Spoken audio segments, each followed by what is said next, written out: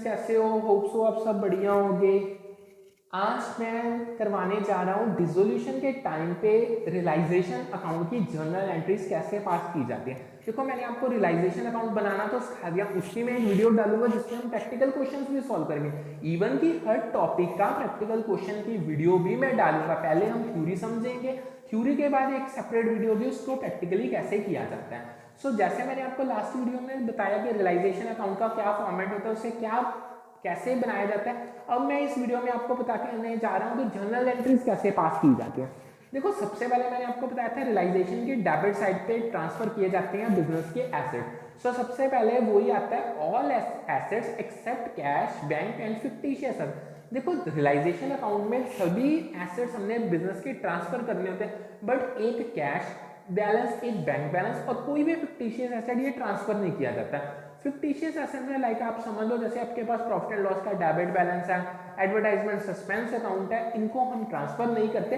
Rest of the account जितने हमारे पास asset है वो सारे डेबिट साइड पे ट्रांसफर कर दिया जाता है। उसकी जर्नल एंट्री कैसे पास करेंगे?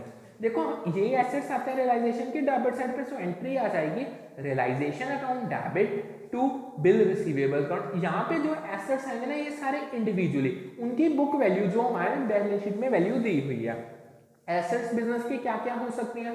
बिल रिसीवेबल हो सकता है, डेटर्स हो सकते हैं, क्लोजिंग स्टॉक हो सकता है, फर्नीचर एंड फिक्सचर हो सकता है, प्लांट एंड मशीनरी हो सकती है, इन्वेस्टमेंट हो सकती है, लैंड और बिल्डिंग हो सकती है, गुडविल हो सकती है। इन सभी को हम रियलाइजेशन अकाउंट के डेबिट साइड पे ट्रांसफर करते हैं और इनके लिए जो जर्नल एंट्री पास की जाती है वो की जाती है realisation account debit to sundry assets individually. यानी आप नाम मेंशन करेंगे उनका, जो भी आपके पास एसेट्स होगा पर्टिकुलरली।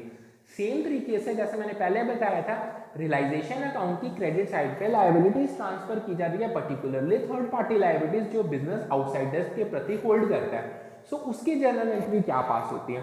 उसकी जर्नल एंट्री में हम क्या करेंगे, जितनी लायबिलिटीज हैं उनको इंडिविजुअली डेबिट कर देंगे, like sundry creditors account debit, bill payable account debit, loans account debit, outstanding expenses account debit. अगर कोई हमारे पास, जैसे मैंने आपको पहले भी बताया था, जो हमारे पास एसेट्स होते हैं अगर उनके अगेंस्ट कोई प्रोविजंस या रिजर्व्स बनी हुई वो अपोजिट साइड पे डाली जाती हैं। सेम तरीके से हमारे पास अगर प्रोविजन फॉर डाउटफुल डेट्स है वो हम डाल देंगे। नेक्स्ट है reserve for discount on debtors है, वो हम डाल देंगे। अगर हमारे पास डेप्रिसिएशन की प्रोविजन है वो हम डाल देंगे। इन्वेस्टमेंट फ्लक्चुएशन फंड है उसको डाल देंगे। अगर जॉइंट लाइफ पॉलिसी रिजर्व है हम उसको डालेंगे। ये सभी के सभी हम रियलाइजेशन अकाउंट की क्रेडिट साइड पे डालेंगे।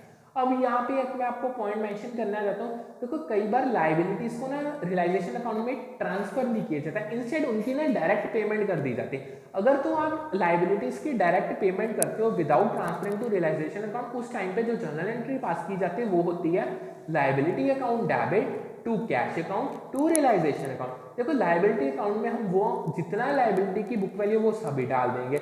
उसके बाद हमने जो एक्चुअल पेमेंट किया वो कैश अकाउंट में चली जाएगी। अगर हमें कोई प्रॉफिट होता है उसको हम रियलाइजेशन अकाउंट की क्रेडिट साइड पे ट्रांसफर कर देंगे। ये तो दो जर्नल्स थी, यानी ये कंबाइंड जर्नल्स थी, एसेट्स को कैसे ट्रांसफर किया जाता है और लायबिलिटीज को कैसे ट्रांसफर किया जाता है।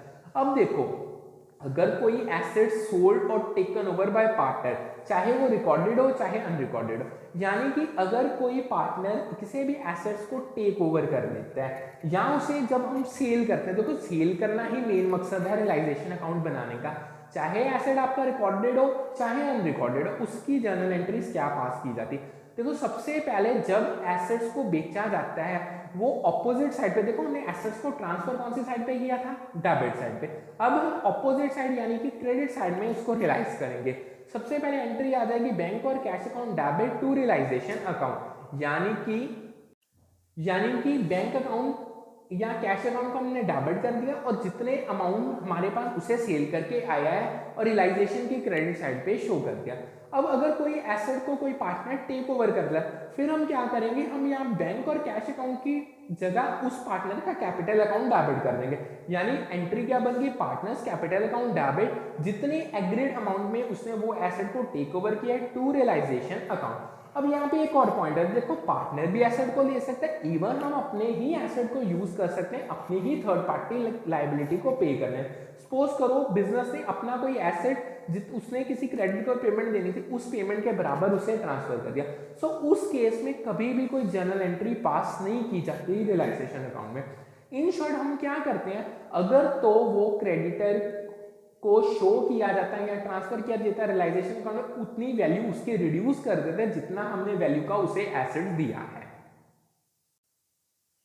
बट अगर हम क्रेडिटर को रियलाइजेशन अकाउंट में ट्रांसफर ही नहीं करते तो तब हम क्या करेंगे। अगर हमने क्रेडिटर्स को, ये देखो जो मैं क्रेडिटर्स की एग्जांपल ले रहा हूँ तो यही मोस्ट इंपॉर्टेंट एग्जांपल है क्योंकि यही सबसे ज्यादा यूज की जाती है।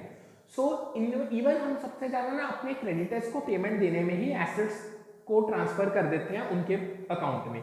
सो तब उस टाइम पे अगर क्रेडिटर्स रियलाइजेशन अकाउंट में नहीं ट्रांसफर की जाते, फिर जर्नल एंट्री आ जाती है creditors account debit to realisation account.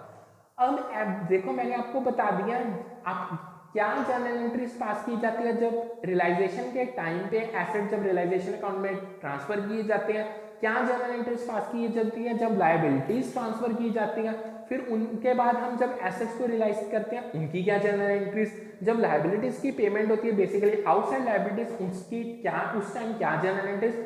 अब एट द एंड हम अपने रियलाइजेशन अकाउंट को क्लोज करते हैं। देखो ऑलमोस्ट हमने हर चीज डाल दी, सेम तरीके से रियलाइजेशन एक्सपेंसेस भी डाल दिए, अगर कोई लायबिलिटी किसी पर्सन ने अज्यूम किया वो भी डाल दी, फिर हम अपने रियलाइजेशन का टोटल करते हैं। अगर तो हमारे रियलाइजेशन की क्रेडिट साइड डेबिट साइड पे बड़ी आ गई तब तो हमें रियलाइजेशन पे प्रॉफिट होता है। सो उस प्रॉफिट को हम ट्रांसफर कर देते हैं पार्टनर्स के कैपिटल अकाउंट में, उसकी जर्नल होती है realisation account debit to partners capital account. अगर तो हमारा रियलाइजेशन अकाउंट की डेबिट साइड बड़ी आ गई क्रेडिट साइड पे, सो यानी हमें रियलाइजेशन पे हुआ है लॉस, तब हम लॉस को पार्टनर्स के कैपिटल अकाउंट में उनके प्रॉफिट शेयरिंग रेशियो में चार्ज कर देते हैं। उसकी जर्नल एंट्री क्या आती है, partners capital account debit to realisation account. हमने ये सारी जितनी भी मैंने आपको एंट्रीज बताई ये थी रियलाइजेशन की। अब नेक्स्ट एंट्री आती है जब पार्टनर्स के लोन को किया जाता है पे, क्योंकि देखो अगर पार्टनर ने बिजनेस को लोन दिया है तो बिजनेस की रिस्पॉन्सिबिलिटी बनती है उस लोन को रीपे करने की। उस रीपे करने के टाइम जो जर्नल एंट्री पास की जाती है वो की जाती है partners loan account debit to cash और बैंक अकाउंट, यानी हमने कैश और बैंक के थ्रू पेमेंट दी थी और जो पार्टनर का लोन लिया था जो लेते वक्त क्रेडिट हुआ था अब हमने उसको खत्म कर दिया है डेबिट करते। होप सो आपको ये सभी जर्नल एंट्री समझ आ गई होगी थ्योरेटिकली। कल मैं एक वीडियो लाऊंगा जिसमें हम इसको प्रैक्टिकल क्वेश्चन सॉल्व करेंगे, यानी हमारे पास एक पूरी गिवन टर्म्स होंगी, पूरा एक बिजनेस की फिगर्स होंगी, तब रियलाइजेशन अकाउंट कैसे बनाया जाता है और कैसे जर्नल एंट्रीज पास की जाती है। Thank you.